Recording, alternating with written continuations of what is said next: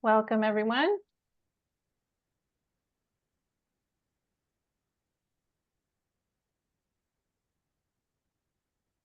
I see some mentors and mentees. Good to see you.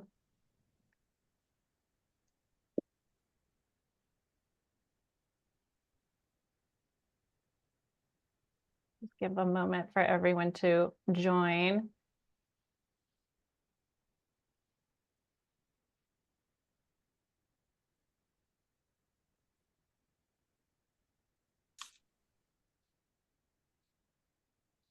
Okay, slow down a little bit.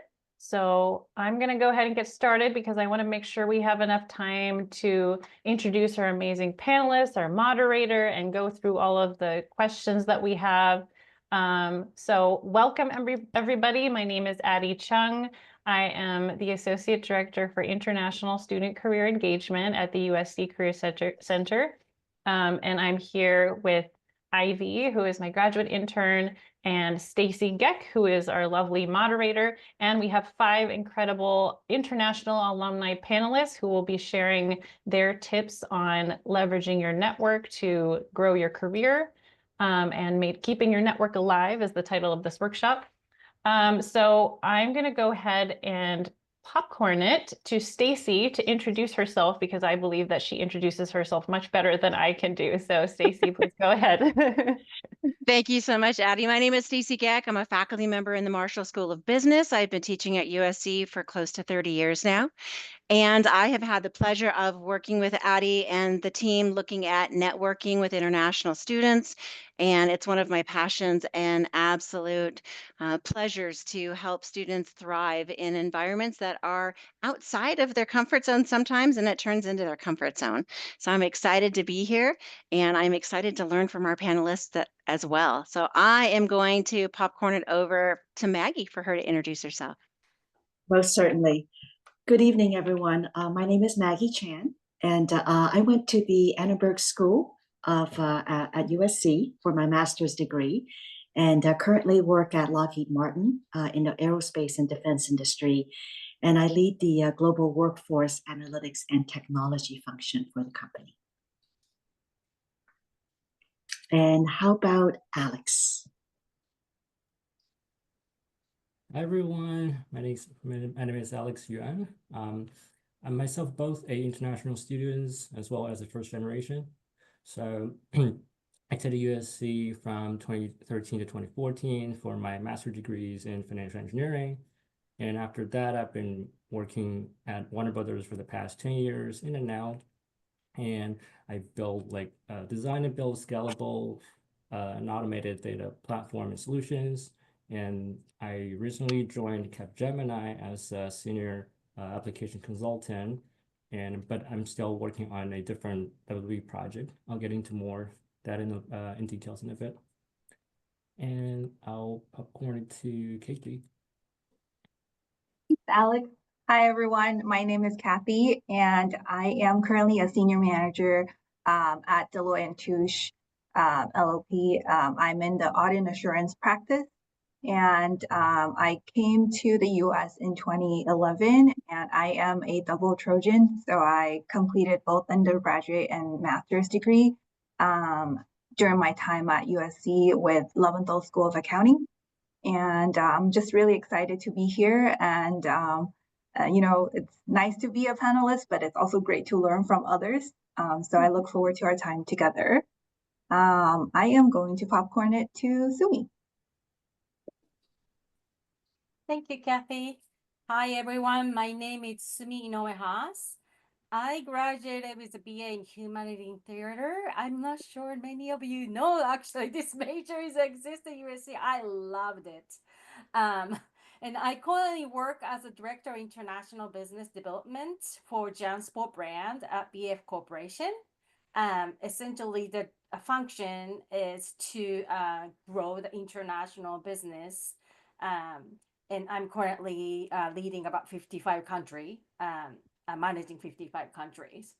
And for those of you who don't know who the BF Corporation is, but probably know the brands we carry, We are the owner of brands such as like No Space, Vans, and I'm wearing Vans today, and the Dickies and JanSport and Timberland. Thank you for having me today, and thank you for joining us tonight. And to AR. Thank you. Sorry, I was muted. Thanks everyone for joining. My name is AR Tabrizi. I was at USC 2010 to 2012. I was getting an MBA. Currently, I am running my own product psychology and growth consulting company. Its name is Ignition Engine. For the past year and a change, I've been working for myself, basically. And I think that's it. Everybody introduce themselves. Thank you All very right. much. Go ahead, Stacy. I was going to ask Ivy, did you want to introduce yourself? Yeah, I can do a brief one. My name's Ivy. I'm the grad intern in Career Center, and I'm also the mentee lead. And some of you might see me in the social hour of mentees. So feel free to join our next social hours. Just if you have any thoughts, any question you want to share with our. And so yeah, thank you. And this is the mentee lead for the International Student Mentorship Program for those of you who are not a part of it. Yeah, thank you, Ivy. All right, back to you, Stacy. All right. So, panelists, I am so excited to learn from you and I want to hear your experiences. My first question I want to ask you all is, as an international student who successfully transitioned to working in the US, what networking approaches worked best for you to overcome cultural barriers and to build the meaningful connections that you have today? Who wants to start? Any volunteers? All right, Sumi, that face you gave was perfect. Come on. So I'm gonna explain this later, but I'm actually more of the introvert side than extrovert, so it takes a little effort for me, but it's all good. So my personal approach, and also for the career, actually it's same for me. So I just gonna explain that what I decided to do while I was at USC, which is I do exact same thing right now too, and throughout my career. So that's kind of, I wanted to level set where I'm coming from. So when I was at USC, I focused to get to know all the people from other culture. I love different cultures, and that's I focused on as an international student, and also just as a student in a very diverse, environment USC offers. So that mindset, luckily, naturally led me to connect with the people with like so many different diverse background, right? So I became friends with neighbors at the university apartments or classmates, and I joined the sorority too, just to break the barrier. And so, member of my sorority and all that. And so these relationship actually became some of the strongest network driver throughout my career, and then as a person, and also created lifelong friendships. So at USC, I don't know about the other university, but at USC, for me, it was very safe place, very emotionally. So it was pretty easy for me to kind of reach out to different culture background people, and it just kind of naturally came to me. So that's one of the reasons why I absolutely love my experience at the USC. And so what that means, because emotionally safe and people accepted the fact, different views or different norms, they basically show it's okay to be that way, right? To offer, almost like enrich their life, and then they also enrich my life. So that's kind of how I kind of overcome is kind of not right word, but that's kind of how different culture and whatnot became, it's not so important. So it just it was for me is to be mindful and set your mindset to be more open, and I think naturally the meaningful relationship got built. And so just a little bit of interesting thing. So I travel a lot internationally because of my work and whatnot. So literally USC connection and people everywhere. Like I'm not even looking for those people, but like I see people at the Tokyo airport and I see people at the Shanghai airport, and we are just fight-owning and introducing ourselves. So So, I Asumi, think it sounds like, sorry to interrupt, it sounds like you integrated into more cultures rather than trying to overcome any cultural barriers. It was the multiple cultures that got you going throughout your experience, and you've maximized that moving it forward. exactly.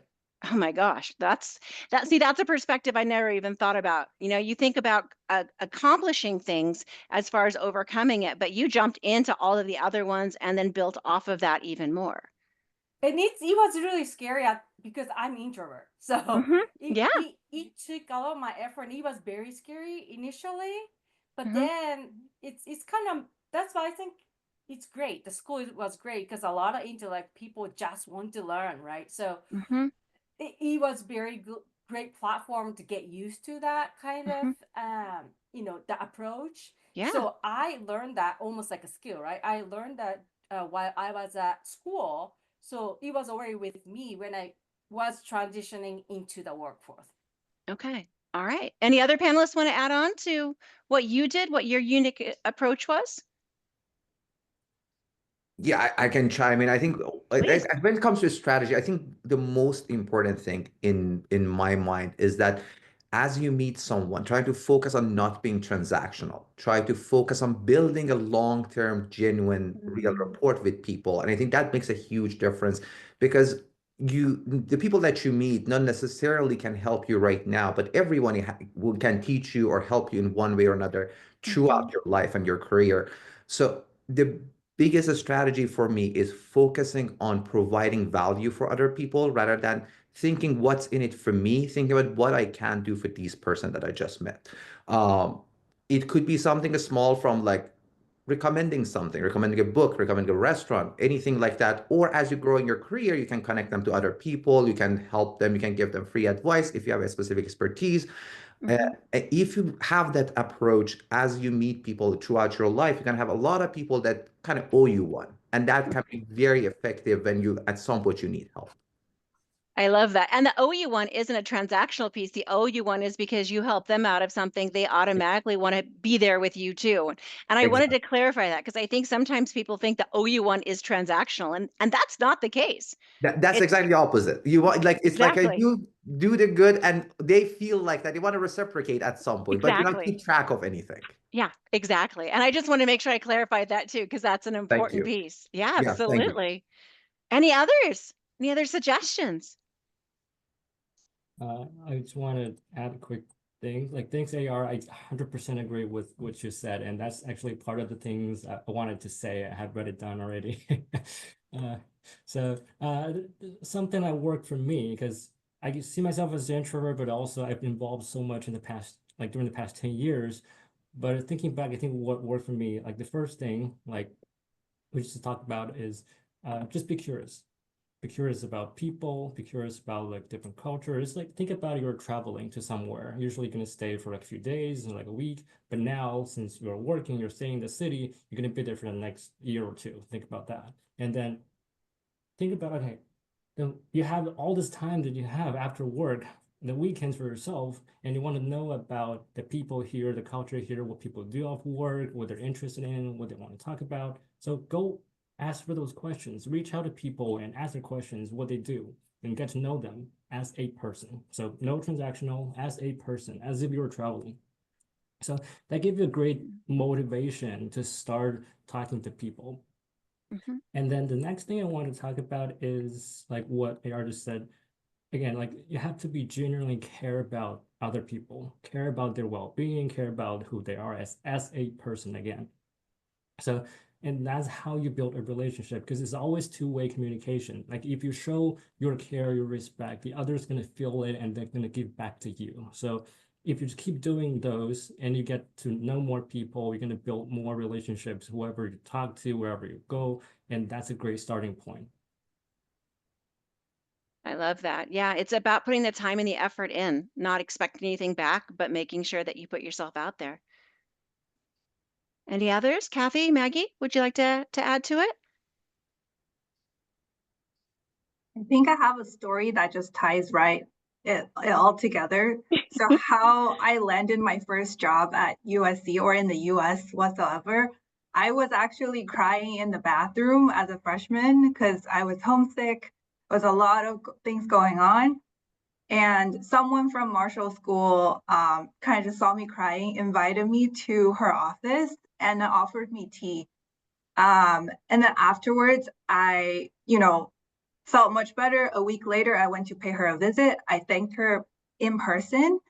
Turned out someone in that office was part of accounting, was graduating. So then this other person was like, hey, I'm actually graduating. Do you want to be the student worker here? You seem to have a good connection here already.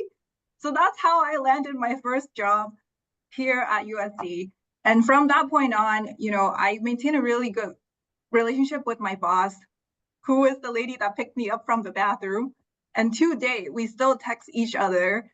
We send each other cards during holidays, physical cards.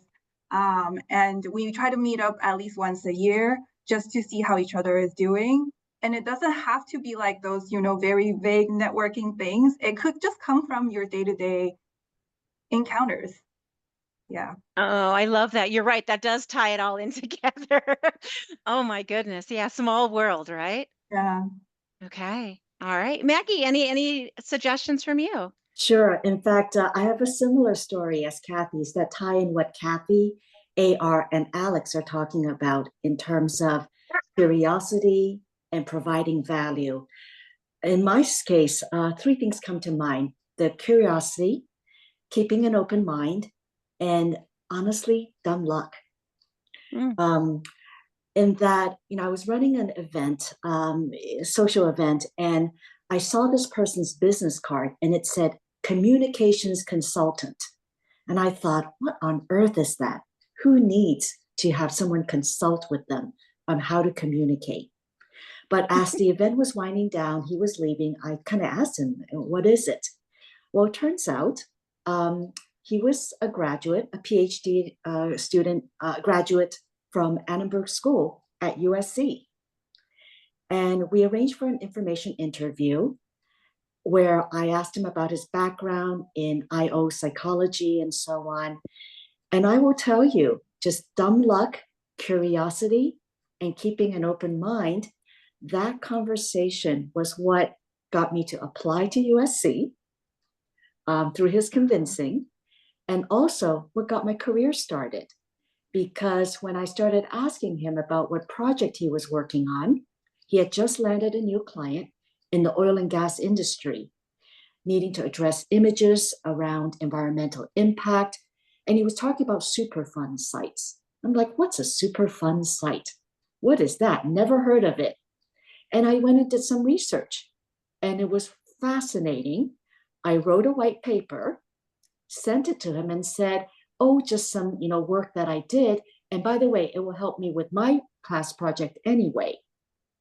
He calls me back up and said, put this in a PowerPoint for me. I'm going to incorporate it in what I need to be doing and presenting to my client. Next thing I knew, and I am not recommending this, but I ended up working for him for free for my internship for summer. And it was to enhance that PowerPoint into an entire training curriculum. I learned to do instructional design, wrote speeches for him and his staff. And that was actually what got me into considering consulting and looking into that field. So it's honestly being curious, being open-minded, and yeah, dumb luck. I love these stories because what they're sharing is that it's not a case of having to actively, work hard at networking. It's about having fun with networking and making sure you're making these connections with meaningful insights rather than it being more of a superficial piece to it. So that leads me to my next question. I have a question to ask a few of you. What's one concrete action that you would recommend to students that they could take this week? Because I don't know if you see in the question and answer area, but a student posted, as a student, I feel like I don't know what I can give to help another person I'm networking with. Any tips? And so I was just curious, AR, Sumi, Alex, can you give maybe one recommendation that students could do even this week that could potentially start this experience for them? Yeah, I can start first. I Yeah. guess it ties back to what I said earlier, like the motivation is be curious. So I think what I would suggest folks to do is like try to schedule a lunch or coffee with somebody first that you care, and then could be somebody you look up to or somebody that share the same interest, and try to think about those people, like think about the friends that you have or people that you know, maybe not that well and you haven't talked for a long time. And then pick one and try to reach out and then schedule, like keep up the conversation, reach out, set up some time. But the reason of doing that exercise is it first helps you to reflect your network, your current network, who you know, and who works better for you or with you, you have a common interest or things like that. And also help you to practice how to reach out to people and to practice like when you talk to people, like how you introduce, like reintroduce yourself. And also during the conversation, how you can keep the conversation going, like what you react to people and how you like learn to like listen and then react and keep the conversation going. So those are great practices that you can do for that one single exercise. And that's something you want to do over and over and again as you get more familiar with the process, get more proficient, that turn into part of yourself. So it's a practice process that to get over the initial like fear or uncomfortable, then you get more proficient in that over time. Oh, I love that advice. Okay, that's a great step to be able to do. I think, and Alex made a lot of great points, and I have some of it in the thing that I wanted to say. And I think practicing is really important. The talking to strangers does not come naturally to us. It's not trivial unless you're a specific kind of person that is difficult, and you have to practice it to get better. And outside of even a networking setting, just talking to your classmate that you never talk to, I think even that could be very valuable. The lower the stakes, the easier that conversation. And even if you screw it up, nothing will happen. So try talking to people that you've never talked before. Talk to a few of your classmates that you've never talked before, maybe this week. And watch how you behave, how you act as much as you can. Be present with that interaction and also how they behave. Because it is certainly, even if you think you're good at it, as you do more, you will realize that you're getting better and the outcome is changing. I used to have coffee meetings with people, even a couple of years ago, and I would walk away feeling like, oh, this guy was cool, this person was cool. We had a good conversation. I feel like we have a good connection. And now I walk away thinking like, oh, I can totally be friends with this person. So it's just the more you do it, you actually don't even realize. I don't know what changed that now I have a lot more of that feeling of friendship as I walk away, but the more you do it, the better it gets. And I think a big reason to do that and be a good, charming conversationalist is being curious about the other person. As Alex mentioned, the focus should not be on being impressive and interesting. The focus should be on being interested. Be genuinely interested in the other person. Ask them question. If you find something that a person is excited about, interested in, and let them talk about it, they would love talking to you. I love that. And I heard someone once say that, practice makes progress. So the more you do it, the better you get at it. Right. But if we don't do it, we don't get good at it. So you absolutely are right. Even talking just a classmate this week could work. Okay. Kathy, what do you think? I think people in general just love talking about themselves. At least that's like one networking tip I received from someone who's like, like a little older than me. They mentioned that, you don't, and I think back at like my networking events that I was going through when I was recruiting at USC, And a lot of times, if you ask people like, what do they do at work? You don't get as good of a response because people are already working long hours at work and they come to the networking event. They don't want to talk about work after working so long. But if you talk about vacations, hobbies, things that, you know, spark other aspect of their life spectrum, you tend to get really genuine conversations, keep things going. Even nowadays, like I meet up with a CFO, for example, I talk about like, oh, I adopted a dog with my husband, and he was like, oh, where did you adopt the dog? My daughter loves to have dogs. And we just kind of have this off tension conversation about dogs, adoption, all that story, just kind of go completely off tangent. But hey, we built a good network relationship, and it doesn't have to be all about business. And I completely agree with all the other guest speakers as well. Yeah. I mean, the common theme I'm hearing is it has to be truly authentic. It has to be genuine. There has to be curiosity, and it has to be something that can continue on moving forward. It can't just be, as we've talked about, transactional. It has to be something that's got a little bit more depth to it. I remember hearing someone once tell me that, they always end a conversation with 2 follow-up questions. Anybody else you think I should talk to? Because if they know you a little bit, then they can help you meet new people. And then, is there anything else I can do for you? And I have to tell you just a quick story. I had a student who asked that to a CEO as a student. And the CEO looked at them and kind of gave him like a little head twist like this and went, actually, we're going to be on campus next week. What day do you think would be best? And where do you think the venue should be? And lo and behold, this kid ended up helping set up the venue, helping being a part of the activity, helping being a part of the conversation. And the beautiful thing was, it was just based on one question and asking to somebody who had so much more experience and so much more of a status. But everybody needs assistance. It doesn't matter what you are doing. We all need the human interaction, human connection. So, oh my gosh, I love this. All right. Took those things away in my book. All right. Next question I have to ask. So, how have you leveraged your unique international perspectives as an advantage rather than a barrier when networking with professionals in the US? And is there any specific example that you could share? And I would love to hear from maybe Maggie and then Kathy, if you'd be interested. Sure, happy to share. I think the word barrier can sound intimidating. Mm. And sometimes it's switching that frame of mind to look at barrier as opportunities, and they are everywhere. If I can share an example, please. I was volunteering at OISS, the Office of International Student Services, and a fellow international student had started a group called Project Aspire. Addie, I don't know if you talked to Tony, he can tell you about Project Aspire. We were troublemakers. And this fellow international student was a big believer in repatriating international students coming out of schools like USC back to Southeast Asia, the ASEAN nations of Malaysia, Thailand, Singapore, Philippines, and so on. Now, at the time, in my mind, I had no intention of going back to Hong Kong, which is where I'm from. But I was very inspired by her persistence.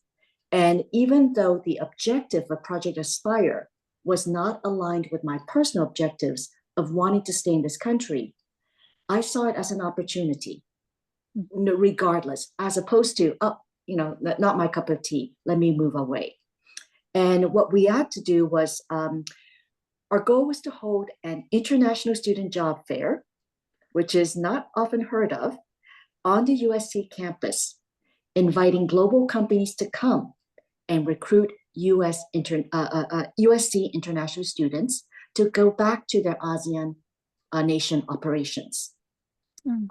And so we did. Nighttime, which is daytime over there, we pounded the phones. We were there till 2, 3 in the mornings, called up and just started dialing up Fortune 500 companies, talked to VPs of human resources, directors of recruiting, you name it. The outcome of it was that 6 months later, 11 companies showed up at USC auditorium Unilever, Procter & Gamble, Exxon, they were not ExxonMobil back then, Arthur Andersen, which existed back then, and the heads of their international divisions came, while 250 plus USC students, well, USC, UCLA, Loyola, the nearby schools, came and, brought their resumes and so on. Now, I will tell you this, of course, when I'm there at the career fair, I'm busy running around and so on. But I will tell you though, again, dumb luck, open-mindedness, and so on. At that career fair, I met the international director of recruiting for Arthur Andersen, who was at the time also recruiting for Andersen Consulting, which today is Accenture. And he was the gentleman who sponsored my H-1B visa, because in that event, somehow with my crazy running around and support, demonstrated that one could be the bridge to perhaps the talent and workforce that these companies were looking to hire. So my advice to all is take the B, the capital B under barrier, and flip it around and look at it as an opportunity. Yeah. Wow, that is incredible. Thank you for sharing, Maggie. I knew I would learn something from this webinar, even though I'm a panelist too. Yeah, I think my story is more on the day-to-day. So, at Deloitte, we work with people with diverse cultures, and I just happen to be working on a team, a very diverse team. And so I have team members who were born in Chile or Ukraine, and they just we all came together to work on the same team. And so one thing that I set up, and I really love that, like taking the barrier and turn it into an opportunity. That's a great opportunity for us to learn about each other. And so I started this thing called, if I go travel, I bring a snack. So like, for example, winter break, I went back home. So I went back to Shanghai, China, and I brought back a ton of snacks, and I brought it into our team room, and everyone tried it, shared their opinions. Some snacks they really like, some snacks not as much. And because I started this trend, everyone else started doing the same thing too. And it really helped with our team bonding and just, morale. And so I've tried snacks from Chile and snacks from Ukraine. And it's very eye-opening for me because I've never experienced any of those. So I think I absolutely agree with turning the barrier into an opportunity and stay curious to learn about other cultures. I love that. I mean, because if you think about networking, it really is about that human interaction, human experience. So the more you can get to that base level of everybody enjoys, yeah, absolutely. You start making these connections. All right, I'd love to switch gears a little bit, panelists, and just ask you a couple of questions about maintaining the networks, because once we get them, how do we keep them? And that's one of the things that a lot of us struggle with. So for the individuals in the panel that have built networks that are away from home, what strategies have you found work most effective for maintaining them and keeping them going across cultures, across time zones, across industries? I'd love to hear from maybe AR, Alex, Kathy, if you'd love to participate. I think you got to start developing your way of being present from afar. And it's not even like, even if you're not talking about across the borders and across time zones, if you don't have a lot of time, even if you live in LA, someone living on the other side of the city, you're probably not going to see them very often because it's just difficult and everybody's busy. So one thing that can help is to create some sort of a personal CRM. There are actually tools out there now that can help you do that. They connect your text messages, they connect your LinkedIn, so you can keep track of the conversation that you have with people. You can put reminders to reach out to people. So that could be beneficial. But also, you kind of figure out what the level of that conversation and what can you do during the time. It could be, if you have a conversation about certain things with someone, you can send an article about it. If you come across something, you send it to them. If you feel like you really need to keep in touch with someone that, for whatever reason, is important every couple of months, actually search for an article to send them every couple of months and see if something comes up. Maybe put a Google alert and it's like, oh, something come up about these things, about EVs, and they'd like to invest in EVs. And like, oh, this thing came out. I'm going to send it to them.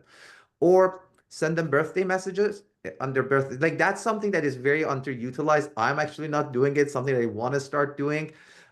It's very manageable because no matter how many people you know, there are not that many people that you can send happy birthday at a day. Some people say call early in the morning when they don't pick up and left them a voice message because that's even more personal. But even sending a text message probably could be very like it's still something that would really make them happy and make them remember you. Um, yeah, I think that's probably can help. Like checking in and following up is so important. If you meet someone one time and never checking with them, that's not a connection. That's not really networking. That's goes towards that transactional standpoint. AR, there's a question. One of the students wanted to learn a little bit more about what you were talking about with technology. Could you give a little bit more insight about that? Oh, it's CRM. So CRM, if you is customer relationship management. Basically, if you go to a store and they know who they are, they know who you are, what like it's basically what you if you're shopping at, I don't know, Nordstrom, they send you an email because they know what you bought before. It's Yeah. kind of like that, but obviously, I mean, you've probably heard of some companies who do that, and it's a big business. There are some that are starting to aim towards individuals, but also you can do just an Excel file. So basically, you say person A, last time I talked to them, what are they interested in? When should I check in with them again? Something very basic could be in like a Google Sheet, or you can have actually one of these tools that kind of automates certain things. None of the tools are amazing, so especially probably would be. There's one that I'm trying to use. It's not great, but yeah, of Thank you. Thank you. course. And so in terms of maintaining and following up, there's one quick thing I want to add on top of what ARS said. So one thing that worked for me well was actually because we sometimes work in the office, not 5 days yet, but what I wanted to do whenever I'm in the office is just walk around the floors and just go visit and check out people that I know. Just go by their cube, their offices, and just say hi and catch up really quickly about what happened recently and any news going on they want to talk about. So really just quick conversations and just kind of give you more opportunities to show up and just get that casual connections. So as one quick tips that I have, back to the overall like strategy for maintaining networks. So earlier we talked about like be curious and have the motivation to first get the connection started. And then so the next step is how you keep the conversation going and meaningful for a longer time. So we talked about like AR talked about like being interested and listen, but and that's great. And listening is probably the best tip and skills to have for communication.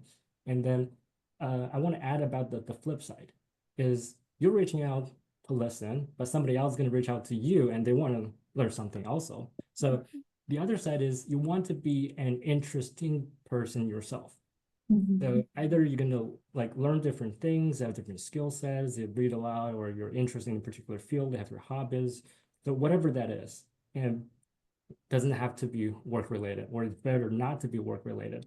So you have those things to offer to keep learning new things and keep making progress, and then like kind of report back to your friends. And then like every time you catch up, you bring something new to the table. So that's a great way to keep the conversation going and interesting. And then add to what AR said earlier at the very beginning, like you either can maybe introduce other people, and the same question, like who can you introduce me to talk next? So the other way around is we can introduce resources that we know to others and get people connected. And that's another type of value add. So I consider all those like a value add to your conversation. So these are the things you want to provide, and that's the key to keep the conversation going and interesting for a longer period of time. So you better be a lifelong learner. So, and if you keep practicing that process, and it's like a spiral ladder going up, you learn something new, you come back and share with people, and through the conversation, you have some new ideas, and then bring that back to yourself, and then keep learning. And then that's just a full circle. Then if you keep doing that things, and it'll make you a better person over time.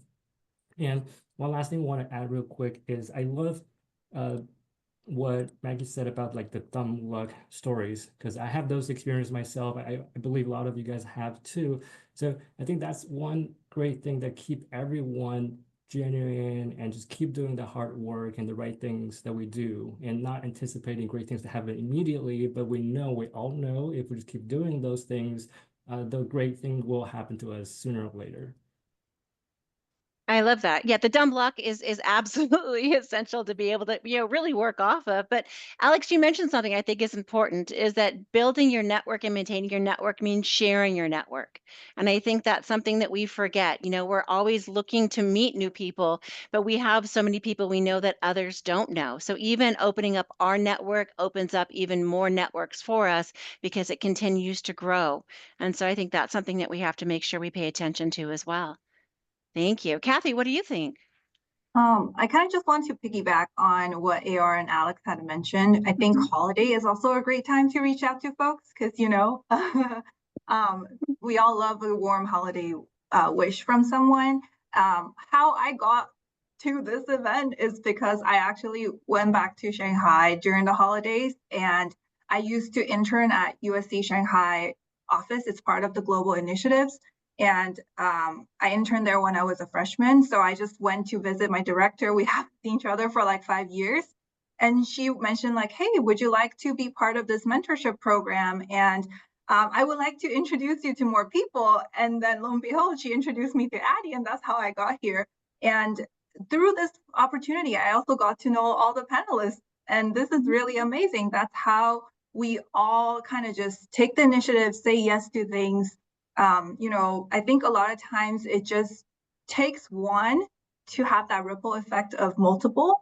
So I think, just, I guess, two things. One is saying yes to opportunities. And then two is, holidays is a great time to send people a message, pay people a visit. People have more time to meet up. Yeah.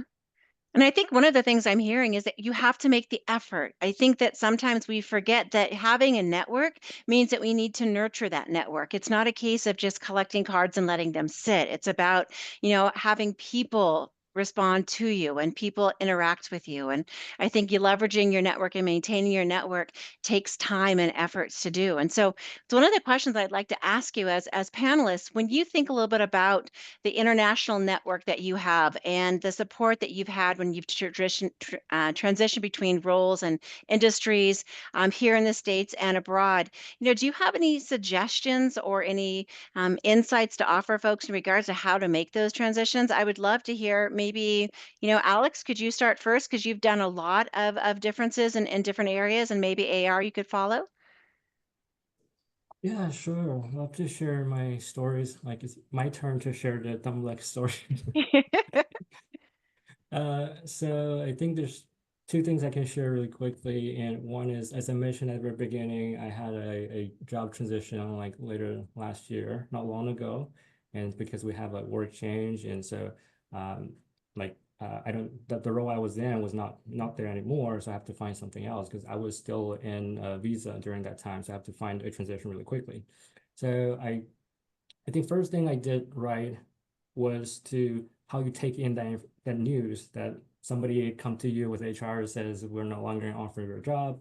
So I took that maybe I spent like 2 hours ish because I before I get an invite I know what it is already. So after that session, it only took me like an hour or two to digest it and then quickly turn into actions, like to I think the first thing is to reach out to people actually. That's what I did first, is let people know, let people who you know the best, who cares about you, know what's going on and to learn from their perspective, to learn what suggestions that I have for you. So, and over the time for like the next week or so, I've been talking to all the folks at work that I know to let them know and then to hear what they have to say.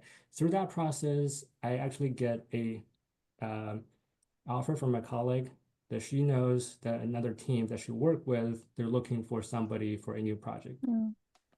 So that's like a starting point. Then she introduced me to the hiring manager of the new project and we got to talk. And then the quote unquote dumb luck things just come one after another because the people that the hiring manager I talked to happened to be somebody from a team that I just recently helped them with a migration. So I created a pipeline for their migration that their team needed. They're one of the teams. So we kind of been in the same meetings a few times already, and they know what I created, the tool I created and what I offered. So it's not foreign to them anymore. And then when they talk to a vendor like the consulting side of the company that I work with for a long time, turn out to be that client representative knows the team that was in like 5 years ago, and they know me personally, but I didn't know that person, but he knows me and the people that I work with. So it's kind of like the three parties, they all somewhat connected to myself already before all these things happen. So when it happens or when it needs to happen, organically, it just connects to each other really quickly. And then end up there's no like issue or like drawbacks or obstacles for that transition to happen for me.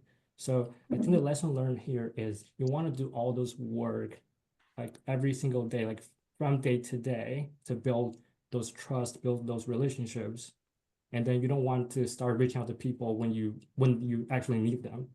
Mhm. So that's one story. And the other story I want to share is again, I like to talk about the other way around, because there's one time that actually I helped my previous director switch her role, like from like a finance to technology.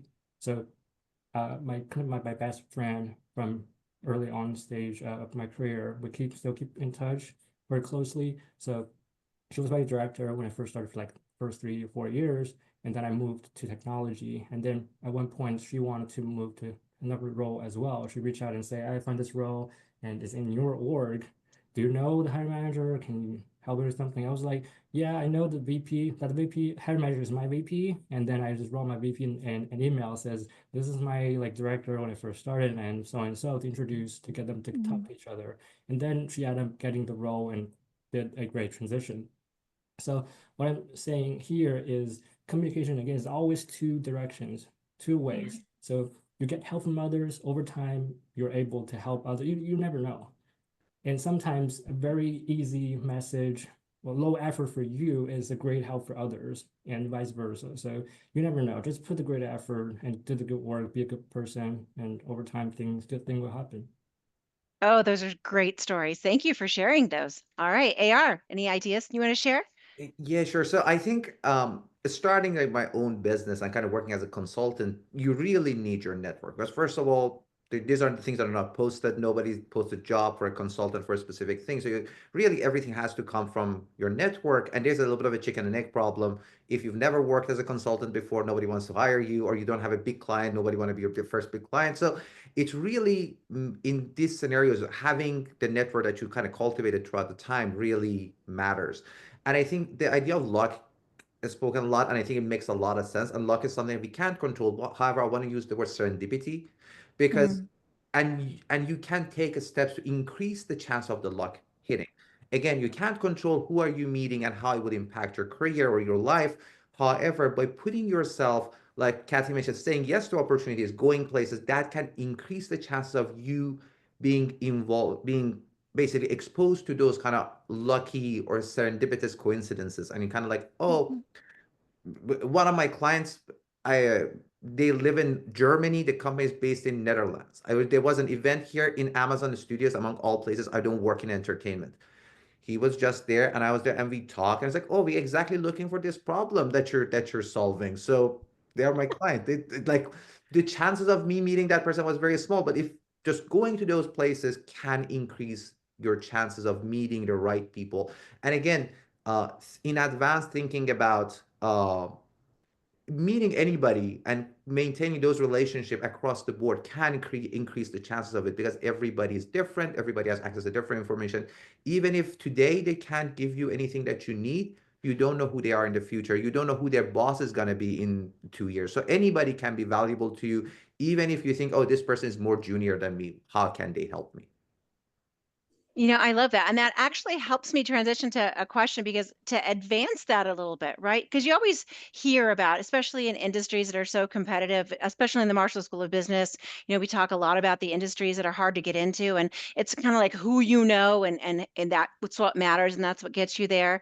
But if you think about building connections and you think about making sure that you access those hidden opportunities, are you tapped into that? Things that aren't advertised, things that don't really show up on the radar. I'm just curious, Sumi, Maggie, could you give some insight in regards to maybe some of those moments that you have learned about and share with us? I guess I can go first. Um, I don't know. For me, it's like all the industries, especially now, is super competitive everywhere right now. But Mhm. so I feel for everyone. But my industry is more geared toward to like a fashion and apparel footwear. So there are quite a bit of demand from a lot of people who want to join. And the catch here is once people get in, they don't leave. So it become much more competitive. And so when we go through who or what's the next position gonna be, it's like circle. It's like you see same people over and over in the different brands. So that's exactly the case actually for myself. And actually I am moving on to transitioning to a new position next month within same company. But how that got to that position is actually two people I know from the past. Actually, one is current. I know only for 5 years, my colleague, and the other one is I know for 15 years from different company I work for, and they both we are all connected. It kind of intertwined. So they are the one actually said both of them actually said to the hiring person, "Hey, I know this person who's gonna be perfect for this position." So it's even before. I mean, they have to post right by law, but even before the actual position become visible to the public, I people internally already know who might be a good candidates. So that definitely gave me the edge, and I think that's true for especially a higher the position. I think that's true. People do a lot of research behind the scenes. They actually know, they have the mind like, okay, I want to have this type of person for this position, right? Kathy knows, like doing the recruiting and all that, right? So they have this vision. So they start doing the researching even before actually, advertising generally. And so if you know that right circle of people, you are definitely have advantage over all these people. So how I get there for me was, um, it's more than externally. Wherever I work, I really focus on uh, like everybody was talking earlier, to have the very deep, lasting, very transparent relationship internally. In my case, I work a lot with external companies, so I make sure I build that relationship and I carry on. So that's kind of how I build my career and I think that's gonna be for especially kind of shy people. I think that's most easiest way because you interact with these people already instead of trying to reach out to some unknown people. That can be pretty scary. So just work internally and then lock that in, and then if you have more energy then you can go expand to the outside world. But I think it's really important and it's very beneficial to just make that really deep relationship internally and then the people who you work really closely. I love that. And I think we forget about that as well, right? It's a lot of the internal people that interact with us that help us continue to climb. And I had a colleague of mine who oftentimes talks about lifting while you climb. And so we support each other as we go through the experiences, and as we grow others. And so that is incredibly important, internal networking as well as external. Maggie, what do you think a little bit about this? Sure, sure. I am a big believer in uncovering opportunities. And I think what AR was talking about in providing value, I think being mindful of understanding what would offer value to someone. I'm going to share with you, I'm going to age myself when I say this. So in the late 90s, it was during the dot-com bubble. And the internet service provider boom and so on, and tech companies were hiring like crazy. At the time, I was managing the recruiting for East Coast region for a large telecom company. We were hiring every software developer we could find. And then the tech bubble burst. And I remember thinking to myself, oh my goodness, when layoffs start, I will be the first to go. They don't need me to be hiring. So I went to my vice president of HR and said, I know the plan is to close down the East Coast sites as the first phase, the region that I covered for hiring. And I thought to myself, and I practice martial arts, so I like to quote Bruce Lee, and he always says, be like water. And I thought, I will be a chameleon. And I told her, let me reverse engineer my job. Instead of hiring hundreds of people that you need, I will reverse the cycle for you. It was a rough job, but for the next 2 years, we did 7 rounds of reduction in force. And I hate to say it, I kept my job. But it was about identifying an opportunity that was definitely not advertised. Nobody's going to advertise and say, I need somebody to help me lay off XYZ people. Those jobs usually don't get advertised that way. But most importantly, understanding what was it that either my leadership or the person I was working for, or my customer, what are they currently needing to be faced with? And how do I and how can I provide that value at that moment in that situation? Wow. So, So these hidden opportunities that, you really do have to keep your eyes open for, but at the same point in time, being aware of what's going on around you as well, so that you can create them when others might not even see it. All right, I have one last question. This has been such an amazing panel. I'm like writing down notes and trying to pay attention. Be on the first job. And that's something a lot of the students who are here today are listening about. But beyond that first job, how has your perspective of networking evolved? And I would like just to, maybe 30 seconds, 45 seconds from each panelist, but how has it evolved over the time since you've had your first job that you really can look back on and go, wow, look at the growth that I've done? AR, you want to start? Sure.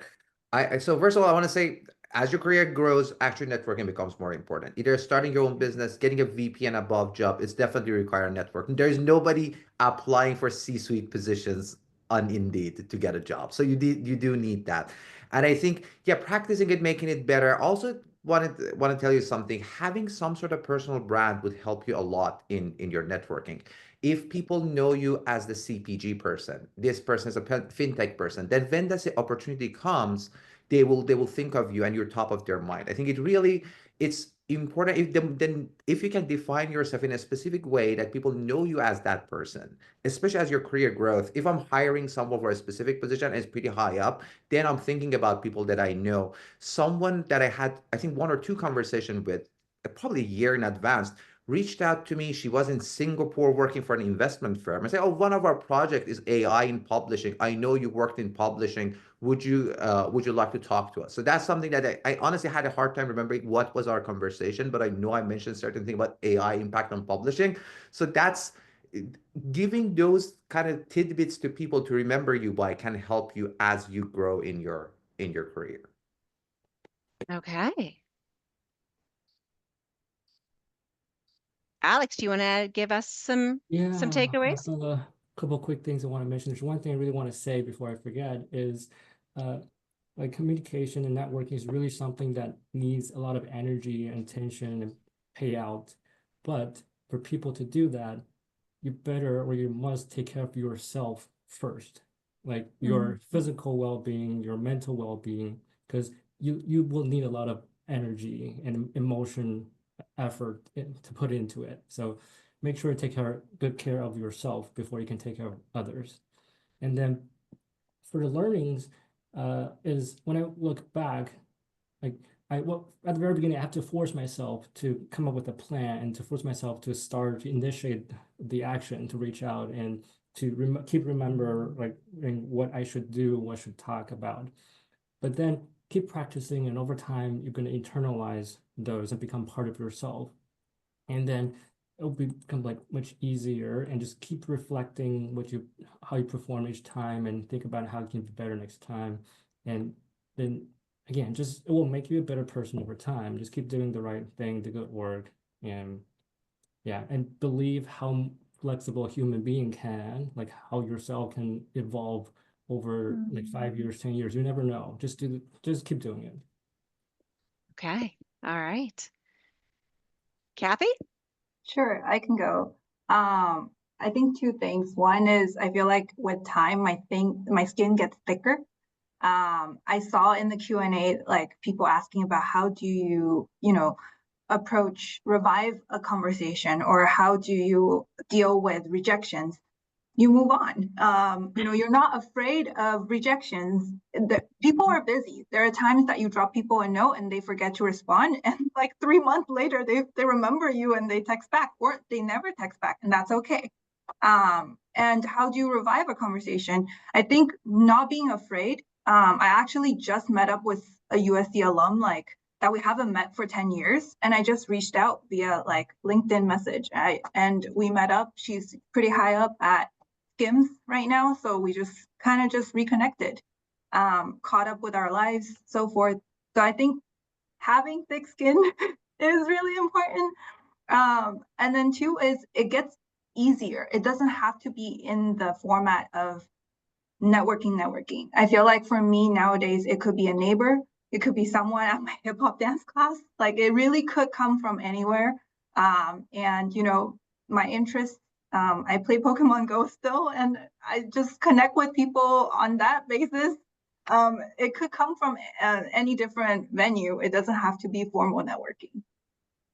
Okay. All right. Great advice. Maggie, what do you want to offer? Sure. I remember asking one of my mentors, after 10 years of her, working closely with her, and she was moving on to another job. And I said, what can I do to repay you for taking such good care of me? And her response was, pay it forward, give and help another person grow the same way I helped you. And that has stayed with me ever since. Networking is less about what can you do for me, but it really is what can I give you? So that's my message for everyone. The mic dropped right there. All of us just went, oh, okay. All right, Sumi, we started with you, and you're going to be the last answer for the day as well. No pressure. I know Really I'm an hard to go introvert. after Maggie's I comments know. there, that was excellent. No, it's really true. You summarized really well. So it's hard to go after you. But so mine's pretty simple. I think it's throughout today, I think people are touching these points. From the time I started working, right? Like it's technologically, it's so much more advanced that we have so many tools like LinkedIn, for example, and other social media, digital tools or platform, whatnot.